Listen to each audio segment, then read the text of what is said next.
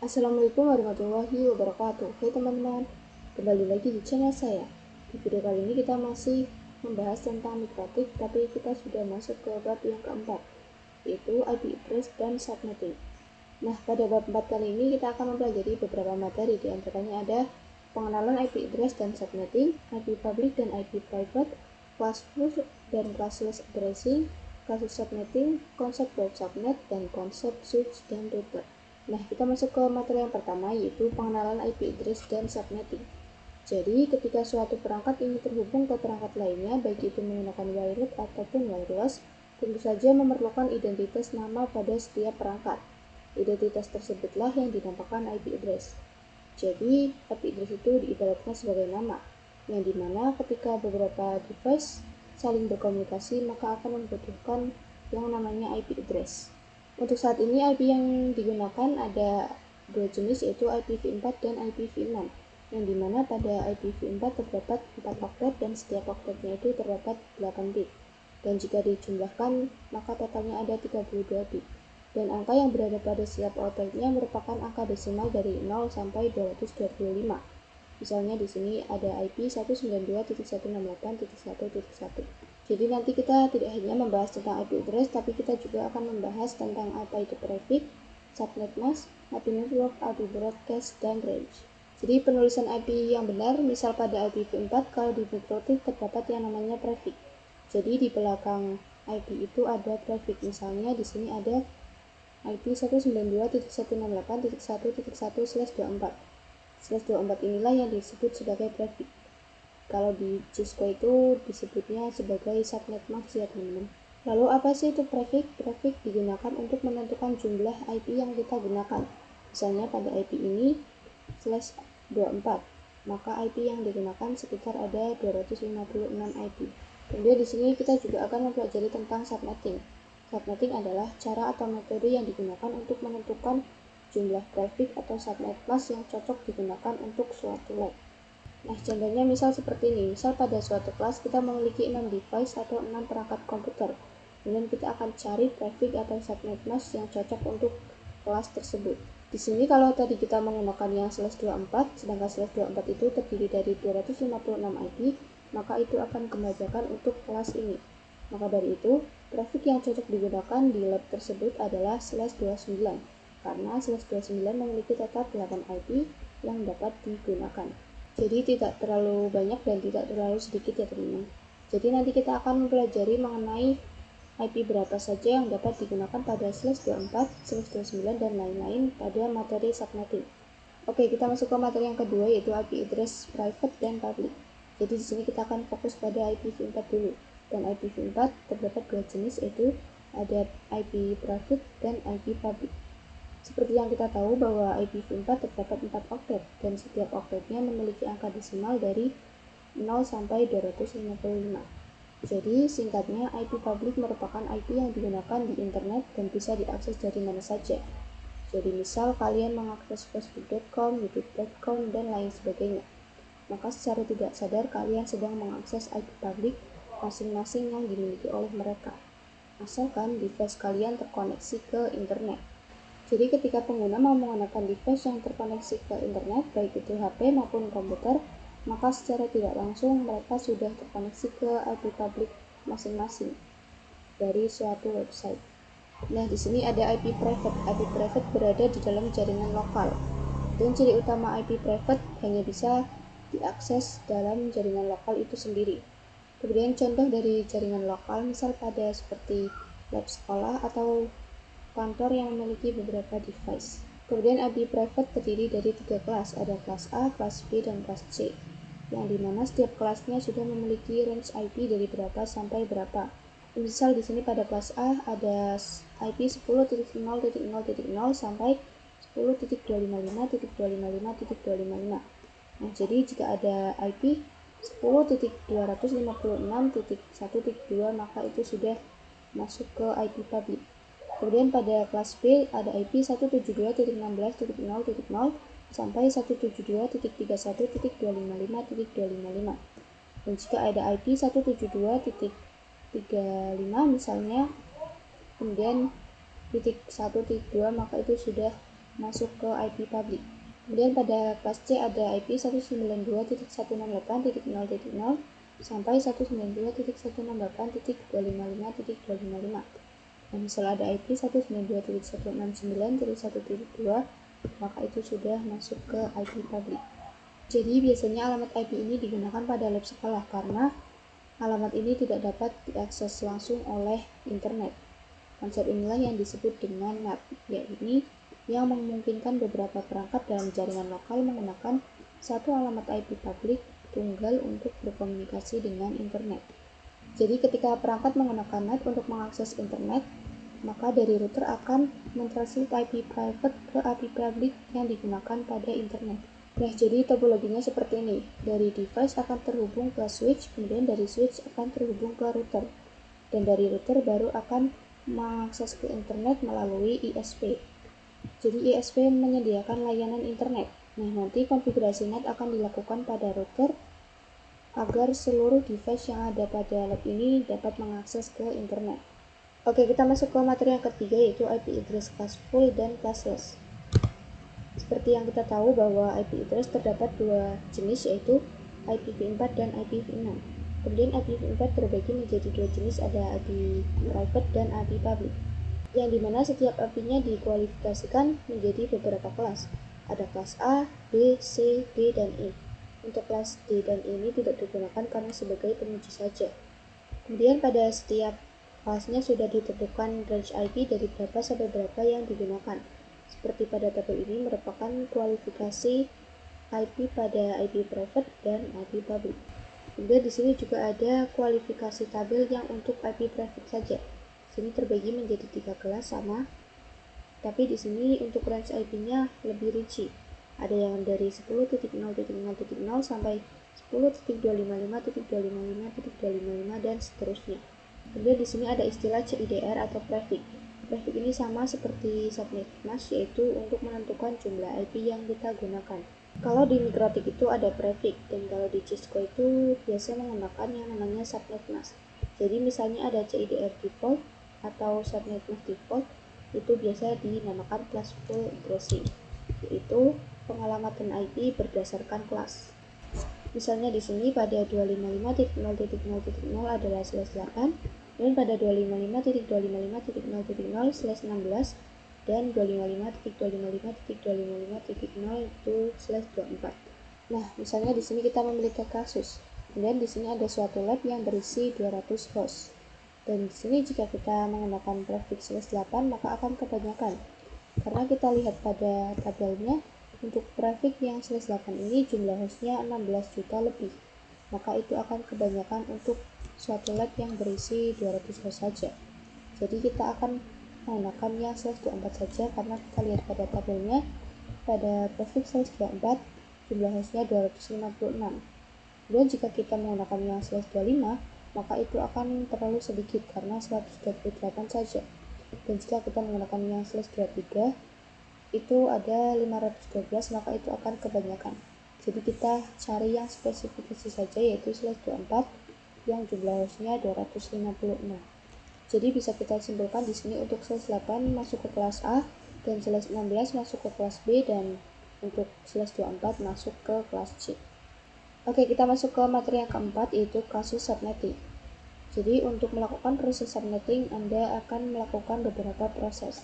Misalnya seperti prefix yang sesuai, dan subnet mask, IP network, IP broadcast, dan range IP yang bisa digunakan. Dan di sini untuk prefix dan subnet itu sama untuk menentukan jumlah IP yang bisa digunakan. IP network adalah tanda alamat pada suatu jaringan LAN. IP broadcast alamat IP yang digunakan untuk melakukan pengiriman informasi ke semua host yang ada pada jaringan LAN. Kemudian untuk range IP itu range IP berapa saja yang dapat digunakan. Jadi IP network ini diibaratkan sebagai alamat. Misalnya pada suatu jaringan saya beri nama Tanjung Mulia. Nah, alamat Tanjung Mulia inilah yang disebut sebagai IP network.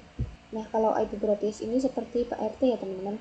Jadi nanti IP broadcast ini akan mengirimkan informasi-informasi ke perangkat-perangkat yang ada berada pada jaringan LAN tersebut. Oke, kita masuk ke kasus subnettingnya.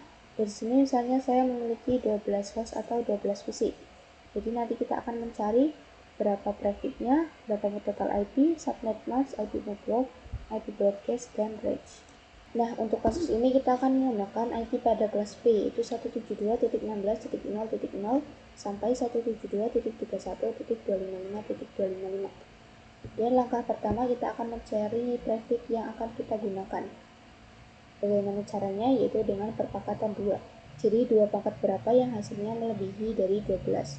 Tidak lebih dan tidak kurang. Nah, di sini kita bisa lihat pada tabel pemangkatan, misal di sini kita menggunakan 2 pangkat 3 hasilnya 8, maka itu akan terlalu sedikit. Dan jika kita gunakan yang 2 pangkat 5 hasilnya 32, maka akan terlalu banyak. Jadi kita memilih yang 2 pangkat 4 saja yang hasilnya 16. Jadi tidak terlalu banyak dan tidak terlalu sedikit. Jadi di sini kita akan mencari traffic dengan perpangkatan 2 pangkat 4 yaitu 16. Kemudian kita akan mencari cara mencari trafficnya yaitu dengan rumus 32 dikurangi 4. Mengapa 32? Karena ini adalah jumlah bit yang digunakan pada IP4. Jadi 32 dikurangi 4 sama dengan 28. Jadi pada kasus subnetting yang berisi 12 slash ini kita akan gunakan yang slash 28 ya teman-teman. Jadi karena slash 28 ini sudah masuk ke kelas C, maka kita akan fokus ke perubahan offset pada angka paling belakang. Jadi angka 3 di depannya itu bebas ya teman-teman. Kemudian kita akan mencari total IP yakni dengan rumus 2 pangkat 32 dikurangi 28. 28 ini merupakan traffic teman-teman. Jadi yang dimana 32 dikurangi 28 ini hasilnya adalah 4, maka 2 pangkat 4 adalah 16. Jadi total IP yang kita gunakan yaitu 16 IP. Kemudian kita akan mencari subnet mask dengan cara 256 dikurangi 16. 16 ini adalah total IP yang sudah kita temukan sebelumnya, di mana 256 dikurangi 16 hasilnya 240, maka bisa kita simpulkan subnet mask yang kita hasilkan adalah 255.255.255.240. Kemudian kita akan mencari IP network dan IP broadcast, yang dimana IP network ini merupakan IP paling depan dan IP broadcast ini merupakan IP paling belakang. Nah, untuk blok subnet pertama pada IP network itu ada 0, kemudian blok subnet kedua ada 15 karena total IP yang kita temukan, kemudian blok subnet ketiga ada 32 karena 16 tambah 16, kemudian blok subnet yang keempat ada 48 karena 32 ditambah 16. Jadi blok subnet ini merupakan kategorian blok atau kamar. Nah, kemudian untuk mencari IP broadcast adalah dengan cara mengurangi 1 pada IP selanjutnya. Misal di sini pada IP network 16 dikurangi 1, maka hasilnya 15 kita taruh pada blok subnet yang pertama. Kemudian pada IP network ini ada 32 dikurangi 1 ada 31, maka kita taruh di blok subnet yang kedua. Kemudian ada 48 dikurangi 1 hasilnya 47, kita letakkan pada blok subnet yang ketiga.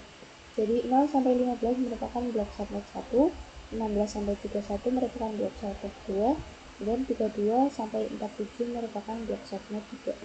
Nah, bisa kita simpulkan untuk range-nya jika kita menggunakan blok subnet pertama, maka untuk range-nya menjadi 172.16.10.0 sampai 172.16.10.15. Jadi perlu diketahui bahwa IP network dan IP broadcast ini tidak dipakai. Jadi IP yang kita gunakan hanya 14 IP, yaitu 172.16.10.1 sampai 172.16.10.14.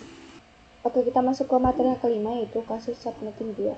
Nah, di sini untuk hostnya dari 12 akan saya tambah menjadi 60 PC ya teman-teman.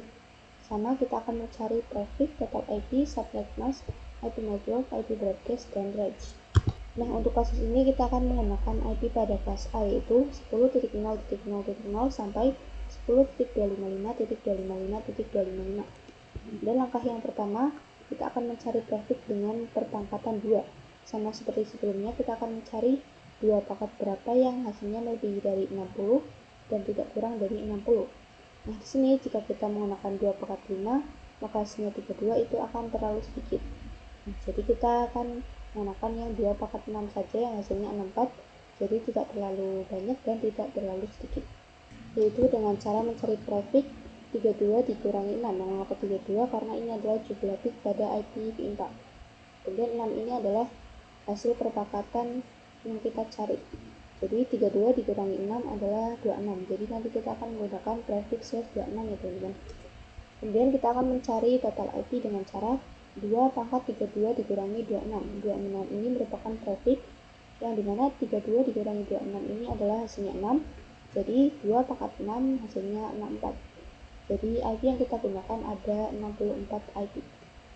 Kemudian kita akan mencari subnet mask dengan cara 256 dikurangi 64. 64 ini total IP, kemudian 256 ini dikurangi 64 hasilnya 192. Maka bisa kita simpulkan subnet mask yang kita hasilkan adalah 255.255.255.192. Nah, karena slash 26 ini sudah masuk kelas C, maka kita akan fokus pada perubahan oktet pada angka terakhirnya. Jadi kalau kita menggunakan IP pada kelas A, nanti IP-nya menjadi 10.1.1.x/26. Dan kita akan mencari IP network dan IP broadcast. Kemudian pada IP network ini, blok subnet pertama sudah pasti 0, kemudian blok subnet kedua ada 64 yaitu total IP, dan yang blok subnet ketiga ada 128 yaitu 64 tambah 64. Kemudian blok subnet yang keempat ada 192 yaitu 128 ditambah 64. Kemudian di sini untuk IP broadcast kita tinggal mengurangi untuk IP selanjutnya. Misal pada IP 64 kita kurangi 1 menjadi 63, kita taruh di blok subnet pertama. Kemudian pada IP 128 kita kurangi 1 menjadi 127, kita letakkan pada blok subnet yang kedua. Kemudian pada IP 192 kita kurangi 1 menjadi 191, maka kita taruh di blok subnet yang ketiga. Nah, di sini kita tinggal pilih mau pakai blok subnet yang keberapa untuk kasus subnetting 2 ini. Misal di sini kita pakai blok subnet yang kedua, maka untuk range-nya yaitu 10.1.1.64 sampai 10.1.1.127. Nah, seperti yang kita tahu bahwa IP network dan IP broadcast ini tidak dipakai, jadi total IP yang kita gunakan hanya 62 IP. Karena kita tahu yang pertama kita temukan adalah 64 IP, jadi kita tinggal kurang 2 untuk IP network dan IP broadcast menjadi 62 IP saja, yaitu 10.1.1.65 sampai 10.1.1.126. Oke, kita masuk ke materi yang ke-6 yaitu kasus subnetting 3. Di sini untuk kasusnya saya akan tambahkan menjadi 100 host atau 100 PC. Di sini kita sama akan mencari traffic, total IP, subnet mask, IP network, IP broadcast, dan range. Dan kasus ini kita akan menggunakan IP pada kelas C yaitu 192.168.0.0 sampai 192.168.255.255 karena sebelumnya kita sudah menggunakan kelas A dan kelas C. Dan untuk langkah pertama kita akan mencari traffic dengan perpangkatan 2. Sama seperti sebelumnya, kita akan mencari 2 pangkat berapa yang hasilnya lebih dari 100 tapi tidak kurang dan tidak lebih. Sini jika kita lihat pada tabel pemangkatan, misal kita menggunakan perpangkatan 2 pangkat 6 hasilnya 64, maka itu akan kurang untuk 100 host. Jika kita menggunakan yang 2 pangkat 8 hasilnya 256, maka akan terlalu banyak. Jadi kita akan pilih yang 2 pangkat 7 yang hasilnya hanya 128. Jadi tidak kurang dan tidak terlalu banyak. Oke, untuk cara mencari trafficnya itu dengan cara 32 dikurangi 7. Yang dimana 7 ini merupakan perpangkatan yang sudah kita cari pada sebelumnya ya teman-teman, yaitu 32 dikurangi 7 hasilnya 25. Jadi prefix yang kita gunakan pada kasus subnetting 3 ini adalah /25. Kemudian kita akan mencari total IP dengan cara 2 pangkat 32 dikurangi 25. 25 ini merupakan prefix yang dimana 32 dikurangi 25 ini hasilnya adalah 7, maka 2 pangkat 7 adalah hasilnya 128. Jadi total IP yang kita gunakan pada kasus ini adalah 128. Kemudian kita akan mencari subnet mask dengan cara 256 dikurangi 128. Ini merupakan total IP, dan 256 dikurangi 128 hasilnya adalah 108. Maka bisa kita sebutkan subnet mask yang kita hasilkan yaitu 255.255.255.128. Nah, karena /25 ini sudah masuk ke kelas C, maka kita akan fokus pada angka terakhirnya saja. Maka nanti IP-nya menjadi 192.168.1.x/25. Jadi 3 angka di depannya itu bebas ya teman-teman. Tapi kalau untuk subnet mask 3 angka di depannya itu bebas dari sananya. Kemudian di sini saya akan mencari untuk IP network dan IP broadcast. Nah, IP network blok subnet pertama sudah pasti 0, dan blok subnet kedua ada 128 yaitu total IP, dan blok subnet yang ketiga ada 256 yaitu 108 tambah 108. Jadi nanti kalau sudah sampai 256 sudah cukup ya teman-teman, karena IP-nya hanya sampai 256 saja. Dan untuk yang IP broadcast kita tinggal kurangi 1. Untuk blok subnet pertama kita kurangi 1 dari 128, kita kurangi 1 menjadi 127. Dan blok subnet kedua kita kurangi 1 dari 256, dikurangi 1 menjadi 255. Digunakan pada blok subnet 2. Nah, setelah tahu ini, teman-teman bisa bebas mau pakai blok subnet berapa pada kasus subnet yang 3 ini. Misal di sini kita pakai blok subnet yang kedua, maka untuk range-nya menjadi 192.168.1.0 sampai 192.168.1.127. Nah, seperti yang kita tahu bahwa IP network dan IP broadcast ini tidak dipakai, maka total IP yang kita gunakan hanya 126 IP saja. Yang tadinya total IP-nya ada 128 menjadi 126 karena yang dua ini adalah IP network dan IP broadcast. Maka kita bisa mulai dari 192.168.1.1 sampai 192.168.1.126. Nah, di sini kita bisa lihat untuk IP networknya yaitu 192.168.1.0 dan untuk IP broadcast 192.168.1.127. Nah, seperti di awal bahwa IP network ini adalah IP paling depan dan untuk IP broadcast ini adalah IP paling belakang. Oke, kita masuk ke materi yang ketujuh yaitu konsep blok subnet. Nah, seperti yang kita tahu bahwa blok subnet ini diibaratkan sebagai kamar. Jadi di sini ada blok subnet pertama, kedua, dan ketiga. Nah, di sini kita bisa lihat ilustrasinya, misal ada sebuah gedung yang terdapat 3 lantai. Kemudian pada lantai pertama kita gunakan blok subnet pertama, lantai kedua kita gunakan blok subnet kedua, dan lantai 3 kita gunakan blok subnet ketiga. Nah, perlu kita ketahui bahwa setiap blok subnet by default tidak bisa saling ping komunikasi. Nah, misal pada lantai 1 ada banyak device yang menggunakan blok subnet yang sama, maka mereka bisa saling komunikasi, begitu juga pada lantai 2 dan lantai 3. Tapi jika blok subnet pertama kita taruh di lantai 1, kemudian blok subnet kedua kita taruh di lantai 2, maka dari lantai 1 tidak bisa berkomunikasi ke lantai 2 karena menggunakan blok subnet yang berbeda. Tapi itu secara default kita bisa mengubahnya dengan beberapa konfigurasi. Nah, misal pada PC 1 dan PC 2 saya gunakan blok subnet pertama, dan pada PC 1 saya kasih IP 10.10.10.5, pada PC 2 saya kasih IP 10.10.10.12, maka mereka bisa saling berkomunikasi karena menggunakan blok subnet yang sama. Tapi di sini pada PC 3 saya kasih 10.10.10.66, maka dia tidak bisa berkomunikasi ke PC 2 karena menggunakan blok subnet yang berbeda. PC 2 menggunakan blok subnet pertama, sedangkan PC 3 menggunakan blok subnet yang ketiga. Oke, kita masuk ke materi yang ke-8 yaitu IPv4 delivery type. Nah, jadi IPv4 delivery type ini terbagi menjadi 3, ada yang unicast, multicast, dan broadcast. IPv4 delivery type ini didefinisikan sebagai mekanisme dalam pengiriman data.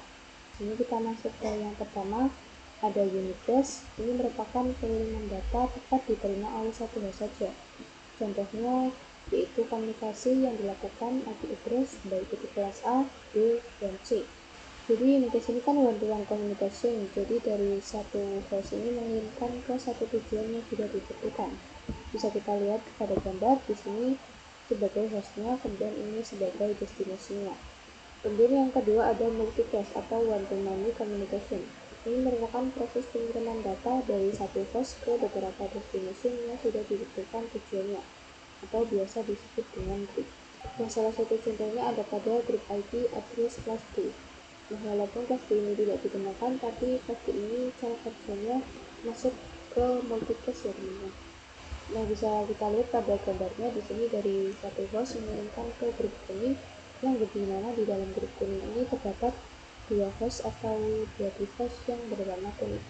Kemudian yang ketiga ada broadcast atau one-to-all communication. Ini merupakan proses pengiriman data ke semua host pada satu jaringan yang bisa kita sebut pada satu broadcast domain yang sama atau pada satu blok subnet yang sama.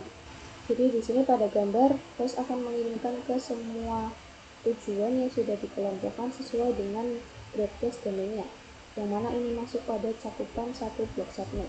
Jadi contohnya seperti ARP yang dilakukan oleh switch, di mana ARP ini mengirimkan paket-paket petisi yang berada dalam satu broadcast domain. Oke, kita masuk ke materi yang ke-9, yaitu konsep switch dan router. Jadi pada suatu jaringan komputer ada beberapa device yang diperlukan untuk membangun jaringan itu sendiri. Di antaranya ada switch dan router. Jadi switch adalah mengkoneksikan perangkat yang satu network, sedangkan router mengkoneksikan perangkat yang berbeda network. Nah, misalnya di sini ada dua perangkat atau dua PC di dalam blok subnet yang sama. Jadi untuk menghubungkannya kita bisa menggunakan kabel yang wired atau yang wireless seperti USB dan lain-lain. Nah, namun bagaimana jika pada blok subnet yang sama tersebut terdapat beberapa perangkat? Misalnya ada 3 perangkat atau lebih, maka kita dapat menghubungkannya menggunakan switch. Nah, untuk jumlah tab pada switch itu berbeda-beda ya teman-teman, ada yang 44, 48, dan lain-lain.